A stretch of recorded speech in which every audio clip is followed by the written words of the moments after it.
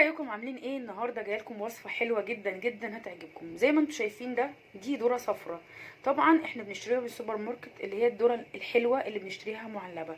انا النهارده الذره دي لقيتها عند واحد بيبيعها في الشارع. استغربت قوي ان هي موجوده، بس عجبتني ان هي صفرة، فقلت والله اللي اعملها الطريقه اللي انا بحبها هي الذره الحلوه اللي هي بتبقى ايه زي ما بنجيبها كده في العلب. طريقتها سهله وبسيطه. عايزه اقول لكم ده الكوز اللي انا جايباه، هو متاكل كده بس مش عارفه والله مش من عندي. انا هنا جبت الحله بتاعتي، حطيت فيها شويه ميه. بص بقى التكات عشان تاخدوا بقى احلى ذره حلوه تستطعموها. هنحط هنا حوالي ربع كوبايه ميه على ربع كوبايه لبن على الميه اللي احنا حاطينها دي، وهنحط شويه سكر، وهنحط بقى حطينا دلوقتي ربع كوبايه لبن على شويه الميه اللي انتوا شايفينهم، وهنحط شويه سكر مش كتير، حوالي نص معلقه كده او ربع معلقه يعني بتاعه الاكل، وهنحط ذره ملح اهو. هنحط ذره ملح مش كتير بس، وهسيبها تغلي بقى، واحط فيها الايه الذره بتاعتي زي ما انتم شايفين كده، وهسيبها لحد ما تتسلق خالص خالص خالص، واوريها لكم في الاخر عامله ازاي.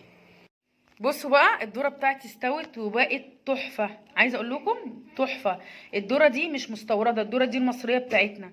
عايزه اقول لك بقى انت حابه بقى تحفظيها كده في علبه وتعملي بيها وكده. الذره بتاعتنا اتسلقت، مش قادره اقول لكم الطريقه دي حلوه قد ايه. جربيها هتعجبك جدا. عايزه اقول لك ان انا هجيب ان شاء الله كميه منها، لان انا بحب احطها في وصفات اكل كتير، ووصفات كده الولاد بيحبوها وبتبقى مغذيه وحاجه جميله. عايزه اقول لك ان الذره دي الذره المصري بتاعتنا. في ذره مستورده بتبقى سعرها غالي، انا دايما بلاقيها في السوبر ماركت غاليه. فليه ما نستغلش الفرصه ونجيب الذره دي ونسلقها ونحطها بقى، نخزنها في اكياس بلاستيك ونحطها في الثلاجه، الاكياس بتاعه السندوتشات، نحطها بقى في وجباتنا، نحطها على الحاجات اللي احنا بنحبها مغذيه وحلوه. وعايزه اقول لكم كمان ان احنا نقدر بعد ما سلقناها نفصصها كده زي ما انا هوريكم كده دلوقتي، حبوب كده، وبنعمل لها خلطه كده حلوه بالدقيق والتوابل بتاعتنا، زي التوابل بتاعت اللي هي بتاعت البطاطس، او اللي هي توم بودره بصل بودره، ونفضل يعني نغلغلها فيها كده ونحمصها بقى في الفرن، تبقى احلى ذره حلوه كده اللي احنا بنجيبها كده من المحمصه،